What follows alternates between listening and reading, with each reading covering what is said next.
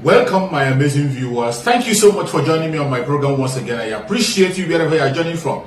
If you have not subscribed to my channel, please kindly subscribe to my channel. Click the notification bell so that you'll be notified each time I upload a video. You will be among the first to receive it. Thank you so much, and remember. The vice presidential candidate of the All Progressives Congress, Kashim Shettima, has come under fire on social media for saying that his principal, Asiwaju Bola Ahmed Tinubu, is the only candidate that has the qualities of promoting progress in the country. While describing Tinubu's qualities during an event on Thursday, Shettima said that the APC flag bearer has a dose of hospitality that the late military ruler, General Sani Abacha, had. The commitment of President Muhammadu Buhari to get things done, the humility and generosity of spirit of General Yakubu Gowon, and also the work ethic and broad-mindedness of an Olusegun Obasanjo. Shettima went on to reference other Nigerian former leaders, including Generals Ibrahim Babangida and Abdul Salami Abubakar, while extolling Tinubu's virtues. Well, before I take some comments, Dr. Abati, I'd really like your comment really quickly on this story. Well, what do you expect the running mate of the APC presidential candidate to say? Of course, he will sell his candidate. Yeah. And he will say that his principal, is the best man for the job. So it's just standard political rhetoric. But where people may disagree with him is in terms of the characterization of former Nigerian leaders. Yes. Incidentally, he left out President Goodluck Jonathan and President Umaru Musa Yar'Adua, and then focused on the military leaders. So that characterization may be controversial to some people. He says, for example, the dose of hospitality of General Sani Abacha. Yeah.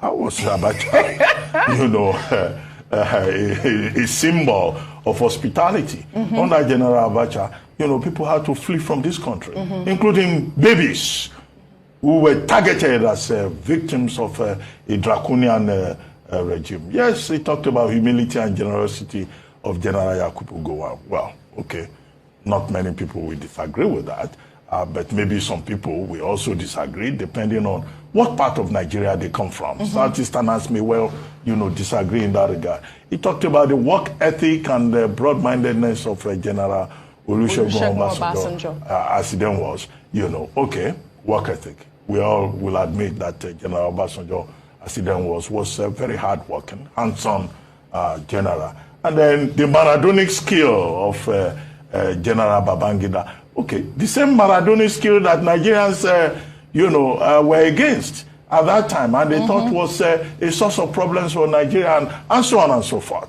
So there could be arguments over the characterization, but Nigerians are not looking for a repeat of the old regime. Exactly. He probably needs to be so informed. Nigerians, more than at any time in Nigerian history, they want change. They want a leader who can move this country forward. So, but all that rhetorical flourish, and characterization could well be considered, in some instances, of total mischaracterization. He should have devoted his energy to telling us specific things. That's what we want to start hearing now. Exactly. What he and his principal will do when they get there in terms of realities. He was speaking at a time the National Bureau of Statistics was announcing an inflation figure of over 20%. He couldn't focus on that. He didn't have a response to that. So he was talking about the hospitality of General Sani Abacha. No, in fact, that kind of campaign tactics can even offend people. Yes, and turn people against his ticket. You're absolutely right. A lot of people are saying that he dropped the ball here with that comparison. Basically, he is saying that Tinubu is a compilation of all the leaders, our past leaders. So why would we want him in power if Nigeria is like this? Let me take some tweets. Tinubu is a combination of Abacha and Buhari, says Shettima. Nutshell, according to Shettima, Tinubu is a combination of dictatorship, looting, and massive poverty. Was it not this same Sani Abacha that sent Tinubu to exile? Well, Raymond wrote, Asiwaju Bola Ahmed Tinubu, who tried to build his reputation on Nadeko and the June 12 fight, as has a Kashim Shettima, who is referencing General Sani Abacha, one of the worst military junta, as an example of what Tinubu brings to the table. It's shocking for Nigerians to see. Tundu Abiola, over to you. I mean, what an astonishingly... I was going to say something quite impolite, so let me just stop there. Yeah. I just say, what on earth was he thinking to utter such a statement? I mean, apart from the fact that he's just damned Abacha with faint praise, because if you notice, he actually was quite fulsome in praising the other leaders that we've had. But with Abacha, I couldn't find anything to say, so he said, hospitality. I mean, that just shows you he was trying to rack his brain, but that should dictate. It's better to say nothing sometimes. Even beyond damning him with faint praise, silence would have been better. Because to use the word hospitality, when Abacha had so many unwilling guests that he kept against their will, is a slap in the face. And this is the thing I always say on this show. I do hate repeating myself, but I tend to have to do that here. When you have these leaders traipsing off to Minna or to Otta to see past leaders, they always remind me of the Wizard of Oz, when Dorothy was accompanied by the Scarecrow, the Lion, and the Tin Man, cowardly, brainless, and heartless, up the yellow brick road to see the Wizard of Oz, who turned out to just be a man, a fraud. He had nothing to offer them. That is what they remind me of. If they were so relevant, if they were so influential or consequential, Nigeria would not be where we are today. And this is exactly why they have been rejected by swathes and swathes of the electorate, because they're completely out of touch and retrogressive. Let us face the future and look forward to the dazzling future of this country, not continue to hearken back to people that destroyed us, brought us to our knees. That is a truly awful thing that he said. Well said, Tundu. That there was a genocide against the Biafra people. Right. The who were trying, the Igbo people who were trying to form an independent nation of Biafra. They wanted to be separate from the country that the British Empire had imposed on us, which was this country of Nigeria, where they kind of took a bunch of independent nations who don't have anything to do with each other, don't even speak each other's language, don't relate. Many of them were even enemies and warring at the time, smushed them all together and drew these arbitrary lines around them and called them countries and named those countries. Right. And then said, now y'all get along and do a country for us, and be a union for us, and then go through, contentious, bloody independence processes that never really yield any real independence. You're still part of a commonwealth afterwards. True. And you have the eternal meddling in your affairs and the eternal extraction of your resources and the eternal fomenting of divisiveness and infighting in order to be able to control you. This is what an oppressor does, a colonizer does. These are tactics and strategies of dominance. Right. We were subjected to that as a larger unit of Nigeria. And then when the Igbo people said, we want our own thing, let's go and do that.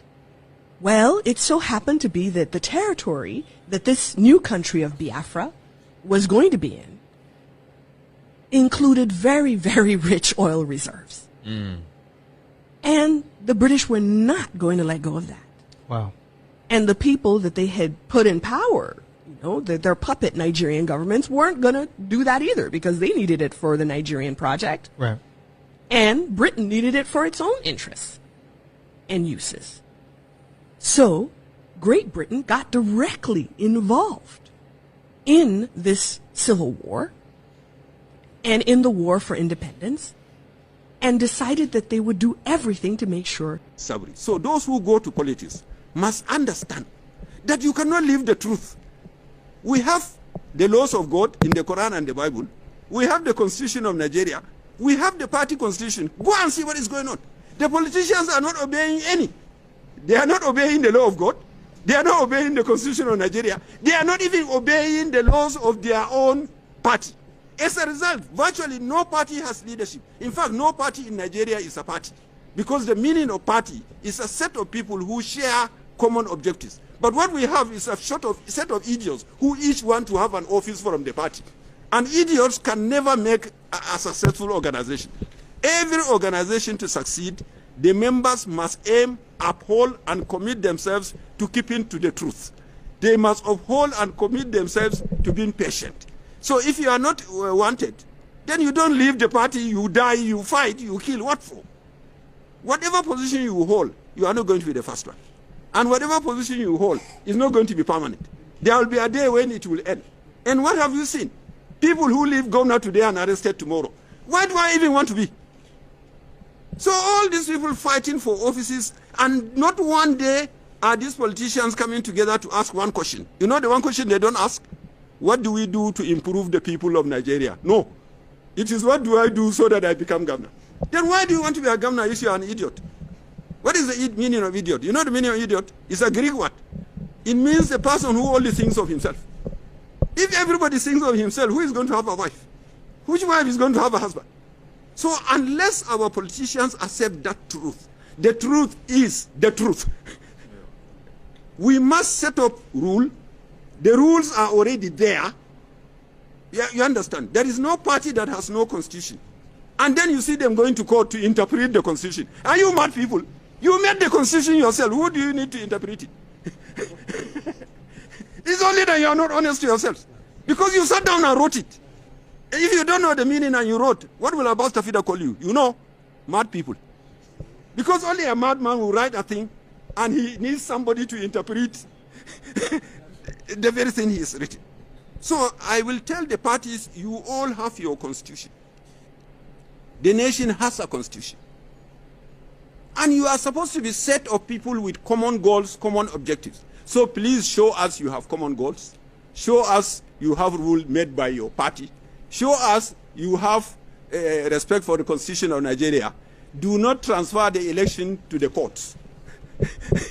Our vice president himself honestly accepted that guilt. The courts have become those who are appointing the governors. In another reverse, I respect him as a lawyer, but what he's saying is, we as politicians, we have failed to act on even what we know. We know the constitution, we know the fact, and we failed, we wait for the court to judge. In many places, you see 4 people who go to a village, hide, and write the results. They have finished delegate, they have finished this, they want all the delegates to belong to one person. Then why do we have the democracy?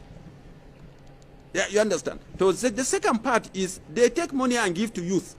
These youth are young people who are supposed to be reading, learning, and planning their future. So please let our children be peaceful. Give them chance to build themselves as young men. If you can do what is good for them, do. If you cannot, please leave them alone. The final part is to the ordinary people. Somebody come and distribute 10 naira and you jump, you clap for him. And at the end of the day, it's only the bait. You have become the fish in the water. That he's putting the bait and catch the fish and go and put it on fire. They will not leave either. So my people here in Jalingo, my advice is, let's keep to the truth. Let everybody vote according to his conscience, and let's hit those who are trying to cheat the system. Because they are the people cheating us. They are the people harming us. If we have free and fair election, if one person is wrong, we can make another election next time and change him.